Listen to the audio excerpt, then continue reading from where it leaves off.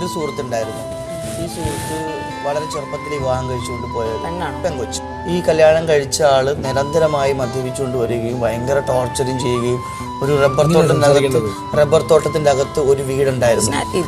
Rubber തോട്ടത്തിന്റെ അകത്ത് ഒരു വീടുണ്ടായിരുന്നു. കേക്ക് ഈ വീട്ടിൽ പൂട്ടിയിട്ട് ഈ പെങ്കൊച്ചിനെ പൂട്ടിയിട്ടിട്ട് ആഹാരം പോലും കൊടുക്കാതെ ഒരു പട്ടിയും ഉണ്ട്. ഒരു പട്ടി അങ്ങുണ്ട്. ആ പട്ടിയുണ്ട്. ഇയാൾ വരുമ്പോൾ പട്ടി വരയ്ക്കും. അപ്പോഴാണ് ഈ പെങ്കൊച്ച് അറിയണത് ഇയാൾ വരുന്നുള്ള കാര്യം.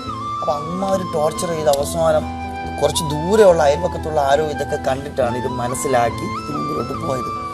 ഞാൻ ചോദിക്കുന്നത് വേറെ ഒന്നുമല്ല. അപ്പം അവർക്ക് ഡിവോഴ്സ് ചെയ്യണമെന്നുള്ള തീരുമാനം അയാളെ കല്യാണം കഴിച്ച് പിറ്റേ ദിവസം തന്നെ തോന്നി. ഞാൻ അതാ ക്ലാരിറ്റി വരുത്തിയത്. തോന്നി. അപ്പം അത് ചെയ്യാനുള്ള സാഹചര്യം അവരായിട്ട് ഒരുക്കാൻ പറ്റിയില്ലെങ്കിൽ കൂടി മറ്റൊരാളോടെ സപ്പോർട്ടോട് കൂടി ഡിവോഴ്സ് തിരക്കുന്നതിൽ തെറ്റില്ലല്ലോ.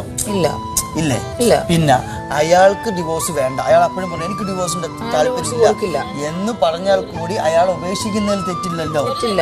അതേ ഞാൻ ചോദിച്ചു. പ്രണയിച്ച് വിവാഹം കഴിച്ച ഒരാളാണ്. ആദ്യ സമയങ്ങളിലൊക്കെ ഞാൻ കല്യാണം കഴിച്ചു കഴിഞ്ഞ് എൻ്റെ വീട്ടിലോട്ട് അവള് രേഷ്മ ഞാൻ ഒരുമിച്ച് ഫ്ലാറ്റ് എടുത്ത് നിൽക്കുമ്പോൾ എനിക്ക് ഭയങ്കര ദേഷ്യമാണ്.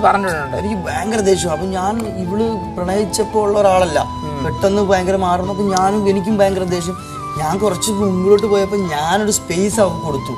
ഞാൻ ചിന്തിച്ചപ്പോൾ ഞാനങ്ങനെ